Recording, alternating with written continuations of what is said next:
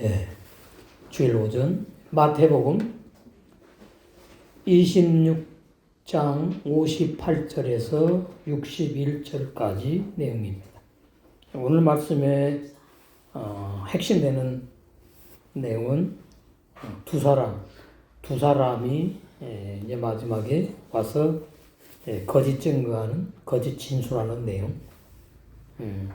세 사람도 아니고 두 사람. 이 두 사람이 신명기에 보면 이미 예언해 놨죠. 두세 사람이 증인이 돼야지 합법적으로 재판한다고. 유대교회 신명기 17장 6절.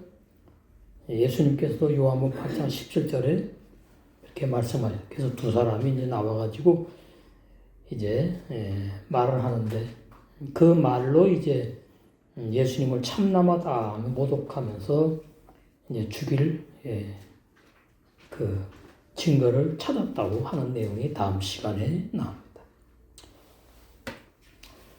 강설 제목: 예수님을 죽이려고 하는 악한 무리들은 거짓 증거하는 거듭나지 못한 죄인들로 애비가 마귀다. 그러니까 간단합니다. 예수님을 대적하는 사람은 애비가 이미 마귀이기 때문에 마귀가 그 사람들 통해서 예수님을 죽이려고 하는 거거든요. 마귀가 직접 나타나가지고 예수님을 죽이려고 하진 못했죠. 마태복음에 보면은 시험한 내용은 나오죠. 마태복음 4장에. 근데 이제 악한 무리들을 충동시켜가지고 이제 때가 되어서 하나님이 허락했기 때문에 예수님을 이제 죽이려고 하는데 그냥 죽일 수가 없으니까 증거를 찾는 거예요. 근데 그 증거가 전부 다 거짓 증거라는 거예요. 거짓 증거. 그게 단어가 아주 중요합니다. 올바른 증거가 아니고 거짓 증거. 거짓 증거를 찾는 사람은 본인부터 거짓말쟁이다 이 말이죠. 거짓말쟁이. 이 말했다 저 말했다 하는 그런 사람들 아주 골치 아프대요 요즘에. 그 전부 다 마귀에 속한 악한 무리들의 모습인 걸 알 수가 있어요. 신앙생활에도 마찬가지예요. 58절: 그런데 베드로는 멀찍이 떨어져 예수님을 뒤따라 대제사장의 집들에까지 갔다. 현대 번역이. 그리고는 결과를 보기 위해, 이게 중요합니다. 그 가야바 대제사장의 집 마당 뜰 안으로 들어가서 하인들과 함께 앉았다. 그 결과가 이제 기대를 가지고 들어갔겠죠. 베드로가.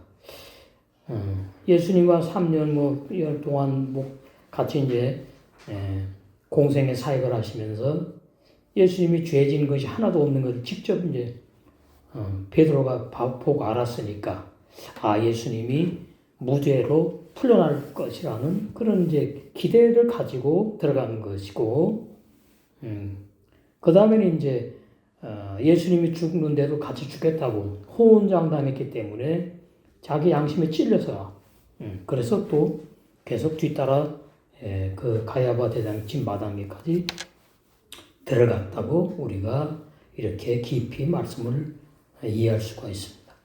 베드로는 예수님을 멀리 떨어져서 뒤따라 가야바 대제사장의 집 마당에까지 들어갔습니다. 그리고 베드로는 가야바 대제사장과 율법학자들과 유대인들의 장로들이 함께 모여 어떻게 하면 예수님을 죽일까 모의한 결과를 살펴보기 위하여 하인들과 함께 뜰 안에 앉았다. 근데 이제 그 말씀 보면은 아주 추운 겨울철이었어요. 그래서 숯불을 피워놓는데 이제 숯불을 쬐고 있으니까 그 비자 여자 종이 와가지고 저 사람도 예수님과 같이 있던 그런 제자들하고 이렇게 하는 내용들이 나오는 이제 부인하는 그런 장면들이 다음 시간에 이제 나옵니다. 그걸 보면서 참 사람이 참 자아가 죽지 않으면 성령 충만하지 않으면 전부 다 이럴 수밖에 없겠구나. 그런 생각을 할 수밖에 없었어요. 그러니까 다른 10명의 제자들이 다 도망간 위험한 상황이지요. 근데 베드로는 자신의 신변이 노출되면은 예수님을 붙잡은 악한 무리들에게 잡힐 수 있음을 알면서도 가야바 대장의 집 마당들에까지 들어간 이유, 제가 2가지 말씀드렸어요. 그래서 이제 베드로가 이런 생각을 가지고 가는 것을 알 수가 있지요. 예수님이 죄인으로 붙잡혀야 될 이유가 없다고 알았기 때문에 전혀 예수님이 범죄가 없음을 확신했기 때문에 가야바 대장과 율법학자들과 장로들이 예수님을 칠 증거가 없어서 풀려날 것이라고 육적으로 기대하는 인간적인 마음으로 가야바 대제사장의 집 마당에까지 들어간 것을 알 수가 있습니다. 59절 대제사장들과 온 공의회가 예수님을 죽이려고, 이 공의회는 이제 우리 오늘 개신교로 말하면 총회 모임을 말해요. 예수님을 죽이려고 그를 대적하는 거짓 증거를 찾았다. 그러니까 아주 혈안이 됐지요. 어떻게 하면 우리 눈에 가시 같은 저 청년 저 예수를 잡아 죽일까? 거짓 증거를 막 찾았어요. 많은 사람들이 와가지고 이제 얘기를 하는데 다 그것이 앞뒤가 맞질 않아요. 진짜 거짓 증거야. 이 단어가 참 그냥 죽이려고 증거를 찾았다 이러잖아요. 거짓이라 다 나와요. 거짓. 그러니까 예수님은 죄인으로 죽으신 것이 아니다 이 말이죠. 진짜 죽일 만한 죄를 범했기 때문에 십자가에 돌아가신 것이 아니다. 그것을 강조하는 내용이 거짓 증거라는 단어에서 우리가 알 수가 있습니다. 그래서 유대 종교, 율법 종교의 대제사장들과 율법학자들과 사내들인 공의회가 모두 다 예수님을 죽이려고 혈안이 되었어. 눈에 그냥 불을 켜고 말이지. 증거를 열심히 찾았는데 그러나 저희가 죽일 증거를 하나도 찾지 못했어요. 그래서 이제 60절에 많은 거짓 증인들이 나섰지만, 그러니까 얼마나 수십 명이 되겠죠, 최소한. 그래가지고 이 사람이 이렇게 말하고 저 사람은 저렇게 말하고 그냥 예수님을 모함하는 말이죠, 뭐 그냥.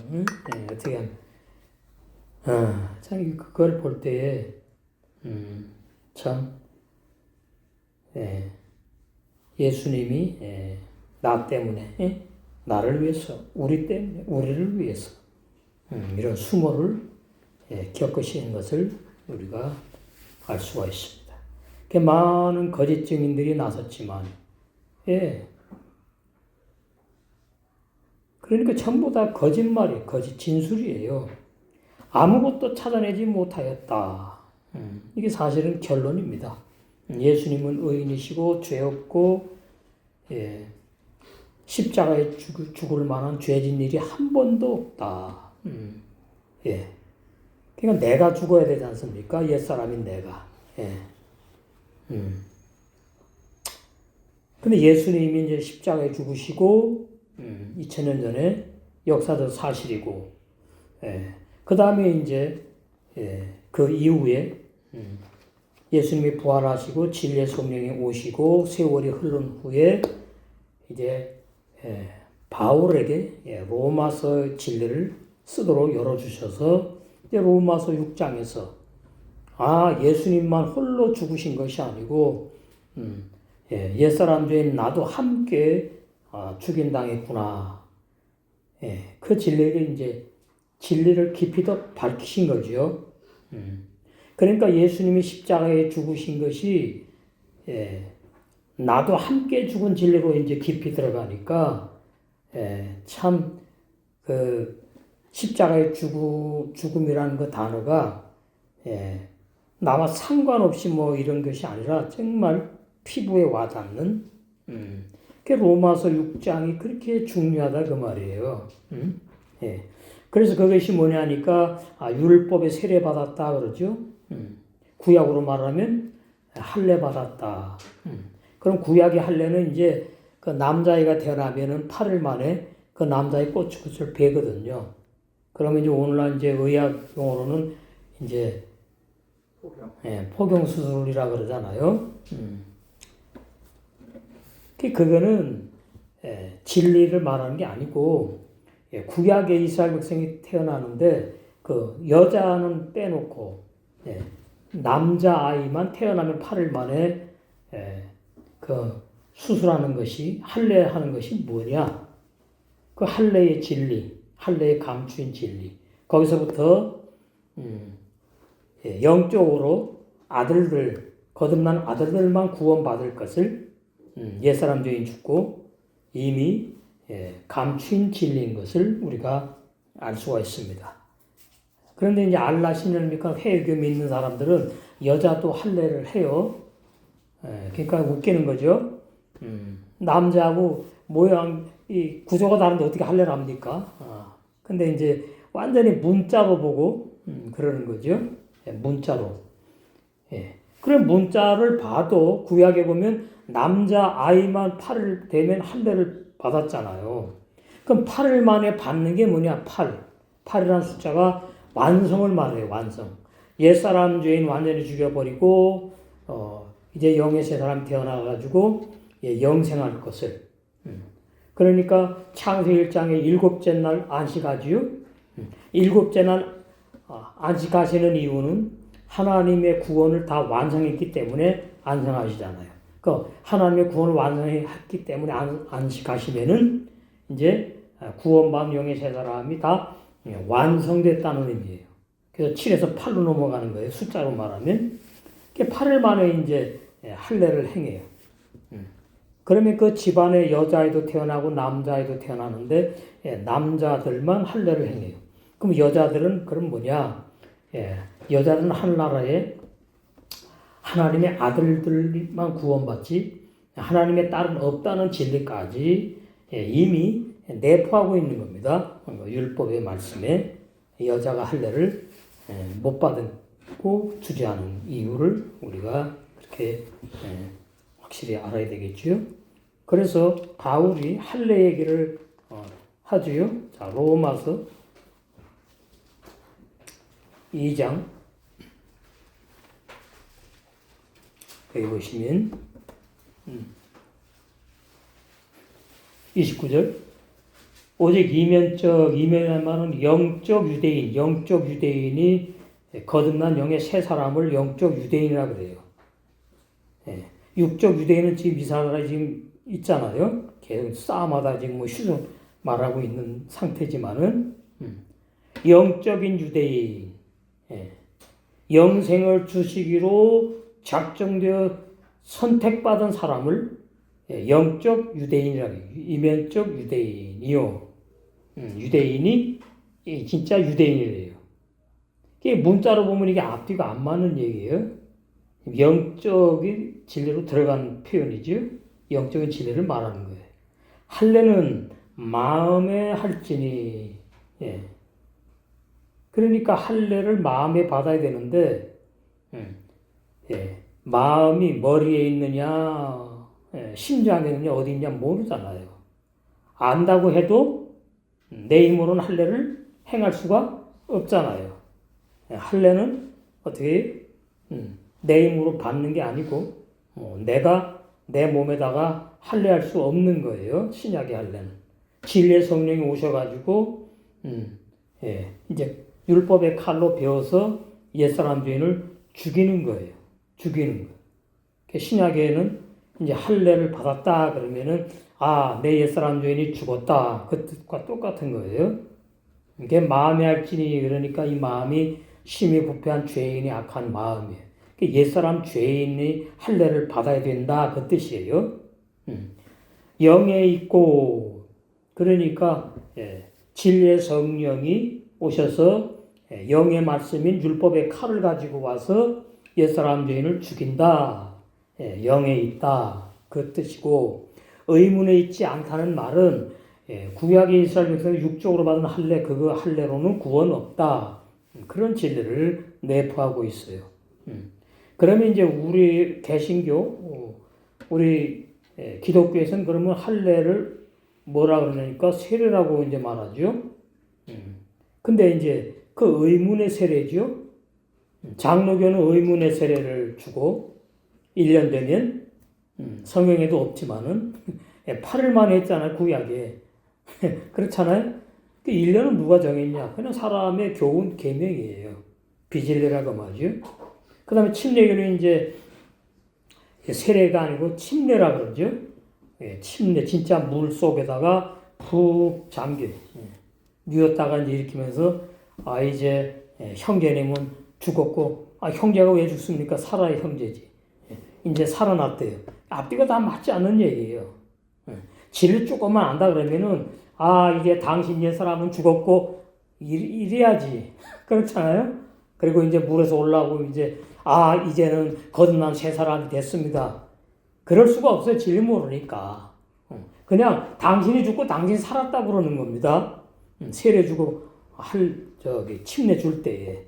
그것이 전부 다 하나의 예식이고 의식이고 의문이다. 문자 중심의 신앙.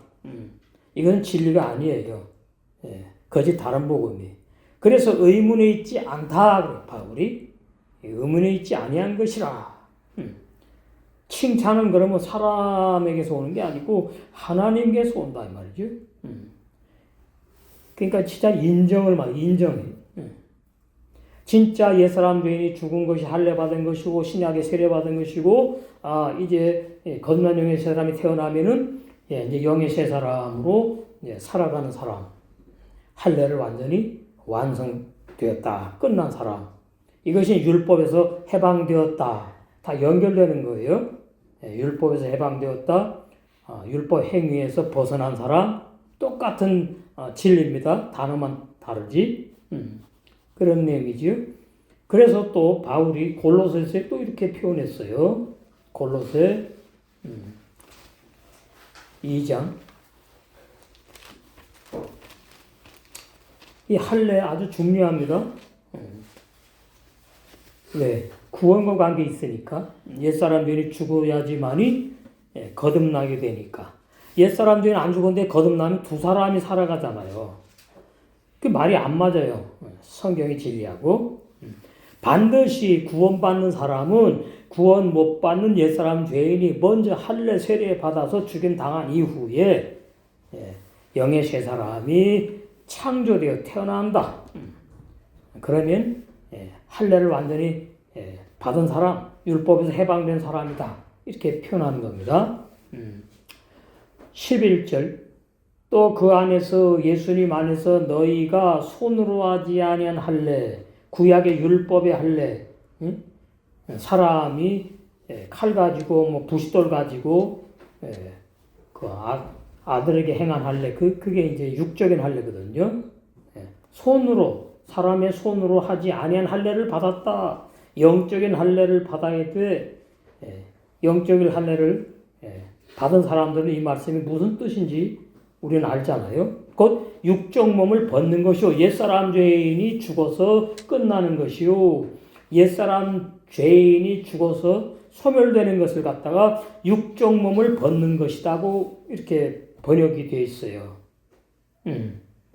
그러면 우리는 이제 육적 몸을 벗었다. 그러면 옛사람 죄인이 죽어서 이제 없다. 소멸되었다. 그러면 영적 몸을 입었다. 이러는 거예요. 영적 몸은 보이지 않는 새 사람을 표현하는 거예요.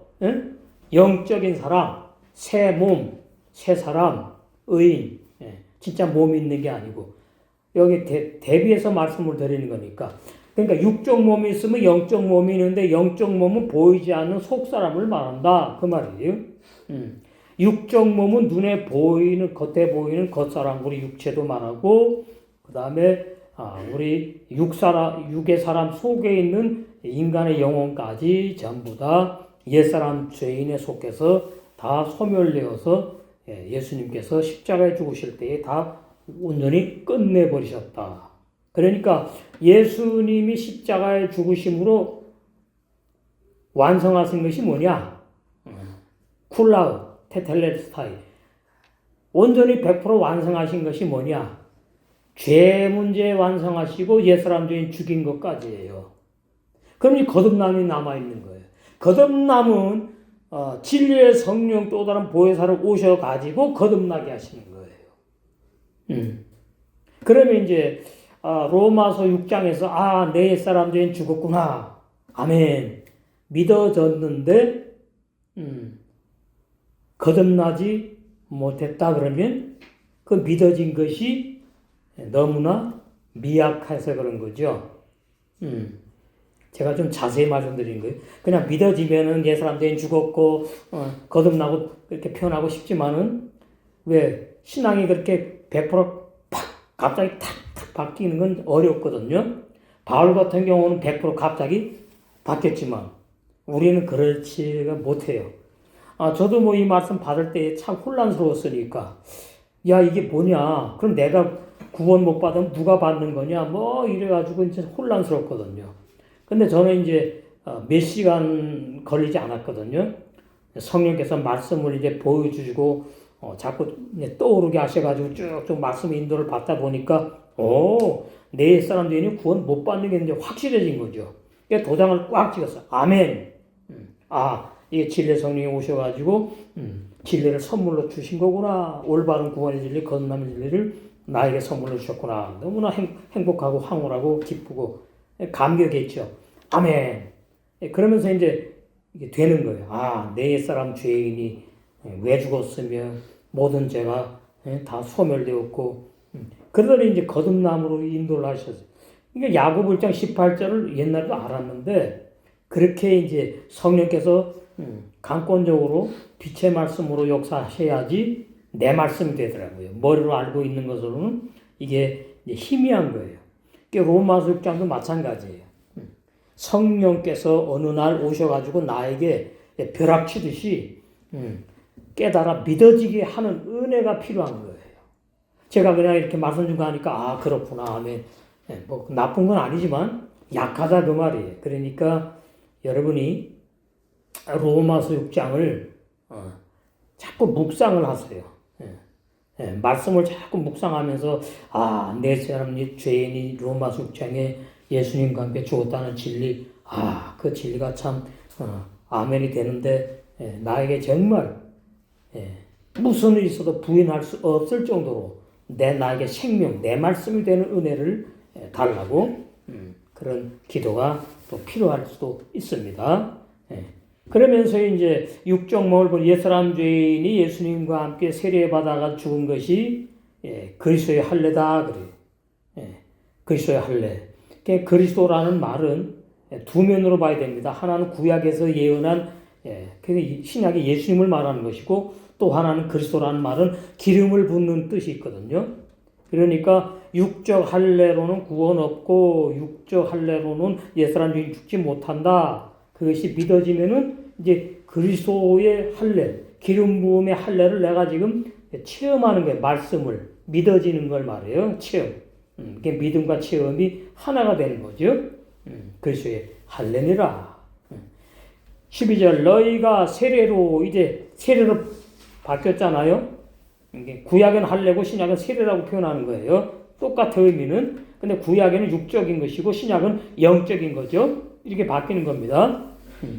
너희가 세례로 그리스도와 함께 장사한 바 되고 로마서 6장으로 가는 거예요. 3절, 4절, 5절, 6절. 또 죽은 자들 가운데서 그를 일으키신 하나님의 역사를 믿음으로 말미암아 그 안에서 함께 일으키심 이게 부활의 새 생명으로 영의 새 사람이 태어나면은 그것이 이제 부활한 영의 새 사람이에요. 그래서 영의 새 사람은 부활의 생명으로 태어났기 때문에 죽질 않아요. 죽을 수 없어요. 소생한 사람은 죽어요. 나사로는 소생했잖아. 그러니까 아직 지금 존재 못하는 건 죽었다는 의미지 않습니까? 소생하면 죽고 부활하면 영생한다. 이 단어의 의미를 정확히 개념을 우리가 그렇게 이해를 해야 돼요. 그러니까 영의 새 사람은 부활한 사람이에요. 응? 창조되었다, 거듭났다 똑같은 뜻인데 우리가 더 깊이 이해하면 영의 새 사람은 부활한 사람을 말하는구나. 부활한 사람이라는 말은 영생하는 사람을 말하고 부활한 사람은 죄와 상관이 없는 사람을 말하고 죄 짓지 않고 범죄하지 않는 의인으로 영생하는 새 사람을 부활한 하나님의 아들 세 사람이다 그런다 그 말이에요. 응? 함께 장사한 되고 그 죽은 자 가운데 그를 일으키신 하나님의 역사를 믿음으로 말미암아 그 안에서 함께 일으키심을 받았느니라. 그러니까 함께 죽고 함께 부활 그래요. 로마서 6장이. 그런데 함께 죽고는 믿어지는데 함께 부활. 예수님이 죽으시고 부활할 때 내가 부활했다고? 그것도 이제 또 영적인 거니까 그것도 이제 믿어져야 되는 거거든요. 왜? 처음에 내가 태어나기 전에 옛사람 죄인이 육의 사람이 죽임당한 진리가 믿어지면 그 다음에 내가 또 태어나기도 전에 예수님이 부활하실 때 나도 부활했다는 일 똑같은 겁니다. 영적인 죽음, 영적인 부활. 다 믿어지는 거예요. 그러니까 신약의 말씀이 어려운 것은 전부 다 영적인 진리를 말하기 때문이에요. 그러니까 거듭난 사람은 영의 사람이니까 이 말씀이 신앙의 분량 따라 이해가 되지만 거듭나지 못한 종교인들은 자꾸 문자로 이해를 하려고 그래요. 제가 말씀을 증거하면 영의 말씀을 이제 사람의 말로 표현해가지고 증거하는 것이지만 그 내용은 영의 진리를 전달하는 거거든요. 그러니까 거듭난 사람들은 내 속에 있는 거듭난 영이 그 말씀을 이제 아멘, 아멘 이제 받아들이게 되는데 그것이 신앙이 어리면 받아들이는 프로테지가 약한 거죠.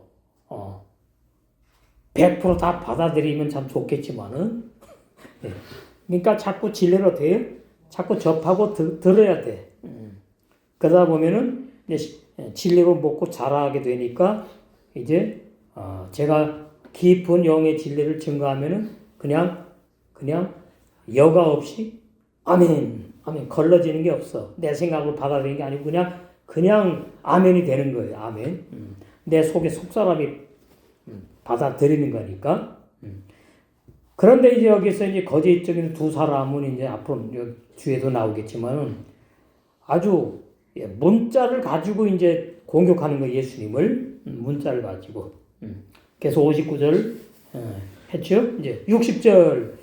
그래서 이제 두 사람이 나타났습니다. 이 두 사람, 신명기 17장 6절과 요한복음 8장 17절의 말씀처럼 어떤 증인이든지 두세 사람이 증거를 대야지만이 이제 효력이 발생하거든요. 이 두 사람이 이제 문제야.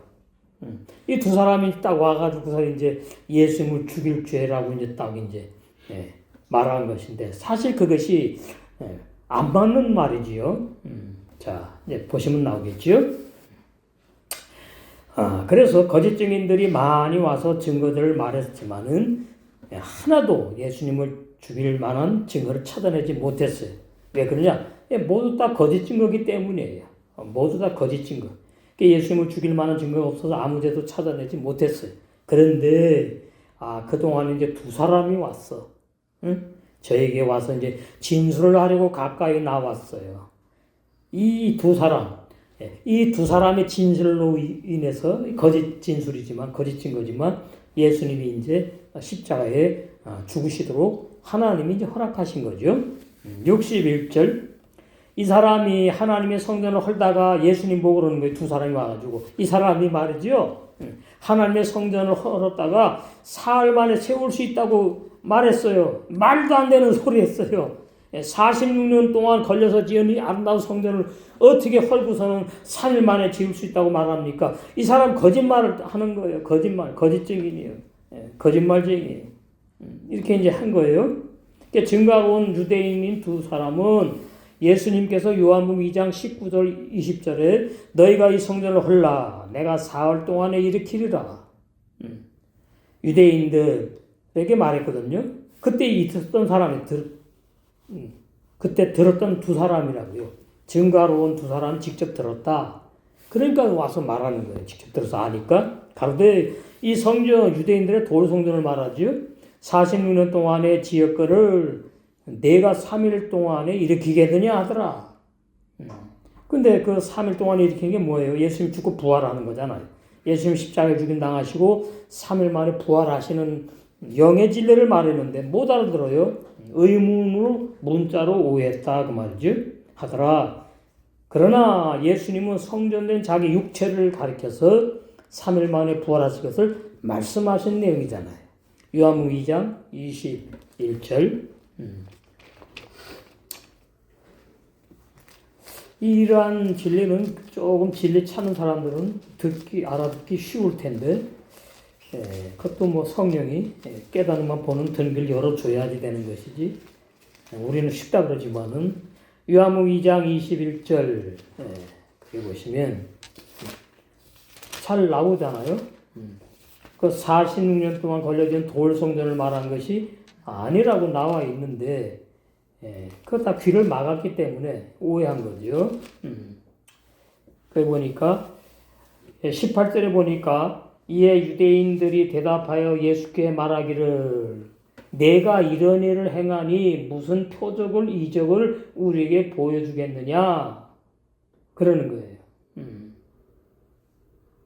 그러니까 예수께서 대답하여 가라사대 19절에 너희가 이 성전을 헐라 우리는 이제 아니까 그런데 너희가 이 성전을 헐라 그럴 때 예수님이 그 돌 성전을 손가락으로 가리키면서 했을까요? 아니죠. 그죠? 당신 자신을 말씀하신 것이지. 만약에 예수님이 그 46년 걸려진 돌 성전, 그 헤롯 성전이라 그러는데, 그걸 가리키면서 말씀했다면, 이거 참 문제 있는 거죠. 그렇잖아요? 그 사람이 말이죠. 자기 손가락으로 말이지, 그 40년 동안 걸려진 돌 성전을 가리키면서 말했다니까. 그럼 이제 이건 빼도 막도 못하는 거잖아요. 근데 그렇게 하지 않았지요. 예수님 그 돌 성전을 인정을 안 하시니까, 바뀌었으니까. 구약 율법 돌 성전에서, 구약 율법 시대, 새언약 복음 시대로 바뀌었으니까, 이제 사람의 몸, 예수님의 몸부터 성전으로 바뀐 거잖아요. 그러니까 19절에 예수께서 대답하여 가라사대 너희가 이 성전을 헐라 내가 사흘 동안에 일으키리라. 유대인들이 가로되 이 성전은 46년 동안에 지었거늘 내가 3일 동안에 일으키겠느냐 하더라. 그러나 21절에 답이 있잖아요. 예수님은 그 46년 동안 걸려진 돌 성전을 말한 것이 아니고 성전된 자기 육체를 가리켜 말씀하신 것이라. 근데 이때 예수님의 제자들도 이해를 못했어요. 예수님의 죽음도 올바로 이해 못했고 부활은 더욱이 이해를 못해서 11제자, 12사도들 제자들이 그래서 22절에 죽은 자 가운데서 살아나신 후에야 십자가에 죽으신 3일 만에 부활하신 후에야 제자들이 이 말씀하신 것을 기억하고 돌성전은 이제 성전이 아니구나. 예수님의 몸이 성전이구나. 기억하고 성경과 및 예수님이 하신 말씀을 믿었더라. 이래요. 이거 보면서 예수님의 제자들도 믿는 것이 더뎠구나. 그러니까 얼마나 예수님의 제자들도 율법 신앙생활하던 사람들이니까 그 율법을 완전히 율법의 물을 완전히 복음의 물로 바뀌는 것이 3년 훈련 받아야 돼요. 율법 신앙에서 복음의 신앙으로 완전히 바뀐 물갈이가 완전히 된 신앙이 율법 신앙에서 복음의 신앙으로. 그런데 그렇게만 된다고 해서 되는 게 아니고 성령을 받아야 돼요. 요한복음 20장 20절에 성령을 받으라 할 때에 성령을 이제 받고 나서 어떻게 됩니까? 요한복음에 이제 다 생각나게 하는 거예요. 자, 그래서 지금이 또 다른 부에서 성령이 역사하는 시대라는 것을 제가 강조하는 겁니다. 너무나 중요하니까. 그러니까 모든 그 목회자들은 반드시 진리의 성령의 감동 받은 진리만을 증거해야 될 의무와 책임이 있는 거예요. 요한복음 14장 26절 보혜사 곧 아버지께서 내 이름으로 보내실 성령 그가 너희에게 모든 것을 가르치시고 내가 너희에게 말한 모든 것을 생각나게 하시리라. 이것이 요한복음 20장에 가가지고 성령 받고 이제 본격적으로 이제 나타난 거예요. 그래서 사도행전에서 주님의 몸된 교회가 탄생되고 그 주님의 몸된 교회의 지체들이 바로 한 사람 한 사람이 뭐요? 무슨 전? 성전이지요. 응? 예수님 한 분이 성전이었는데 이제 진리의 성령이 오셔가지고 거듭나게 한 이후에는 거듭난 모든 사람들이 각자 개인이 지체마다 뭐다? 성전이다. 살아있는 성전. 그럼 무슨 말입니까? 거기에 삼일 하나님이 함께 하신다 그 뜻이잖아요. 임마누엘로 함께 하신다. 그러니까 우리가 하루 살아갈 때에 우리가 인식하든지 못하든지 간에 임마누엘로 하나님이 나와 함께 하신다는 것이 하나님의 선물이다 그 말이에요. 선물. 그것을 이제 이렇게 좀 더 깊이 느끼게 되면은 우리가 무슨 일을 당하든지 어떠한 환경이 있더라도 어떻게 해요? 감사하는 신앙으로 우리가 살아갈 수가 있어요. 절대 감사. 그게 왜 중요하냐? 절대 기쁨. 그게 기도하는 삶을 말하는 건데 바로 신부당당하는 사람들이 필요한 말씀인 것을 우리가 알 수가 있습니다. 그 사도행전의 사도들이 책만 읽는 또 회개해야 될 만한 범죄한 일이 역사가 전혀 없는 이유가 뭐냐? 성령 받고 나서 성령의 인도를 받고 성령으로 사역하기 때문이다 그 말이에요. 그래서 우리도 이제 그 요한복음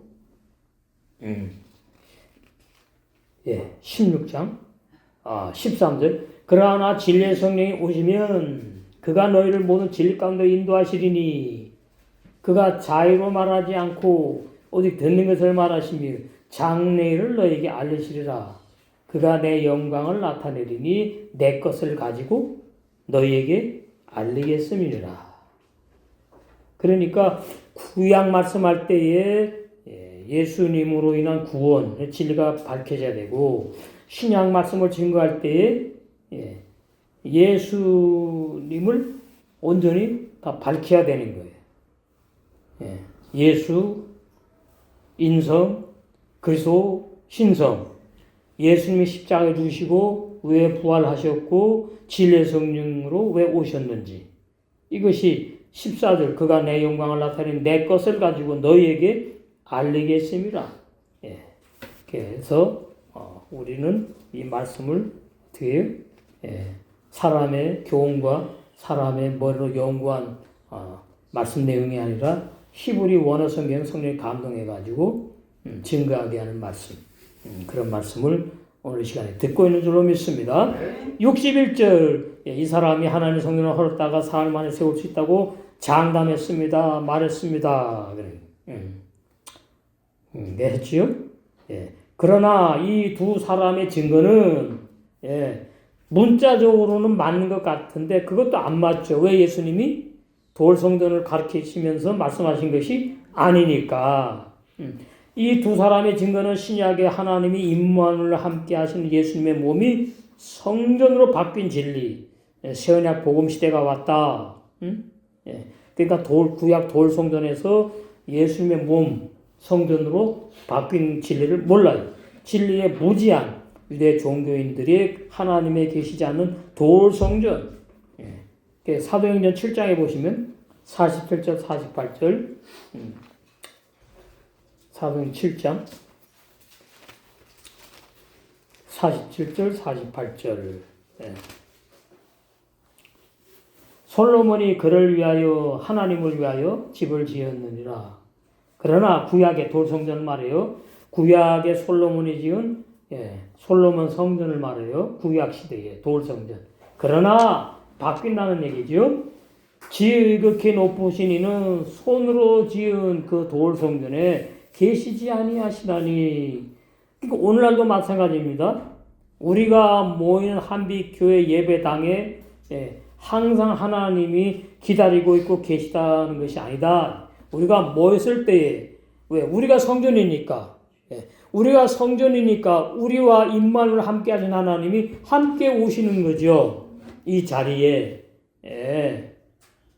그래서 한빛 성전이 아니고 한빛 교회 예배당이라 그 말이에요. 그 다음에 400년 17장. 이게 간단한 진리인데 이렇게 하질 않아요. 자꾸 성전건축 하면서 성전건축 헌금을 내라는 것은 뭐냐? 나는 진리를 모르는 거짓 종입니다. 자기 입으로 그러는 거예요. 400년 17장 24절.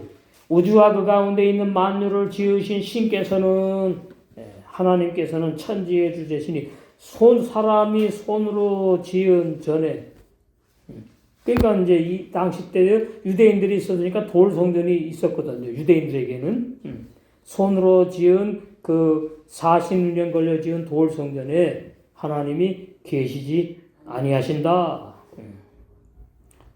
그래서 이제 디도 장군이 와가지고 이제 점령해가지고 전부 다 어떻게 돌 위에 돌 하나 남지 않게 돌 성전 완전히 다 무너뜨려 버렸잖아요. 왜? 그게 이제 성전이 아니니까. 그래서 하나님이 계시지 않는 돌 성전 신앙은 저주받는 율법 행위에 속한 율법 신앙이에요. 그건 뭐냐? 마귀가 애비인 증거예요.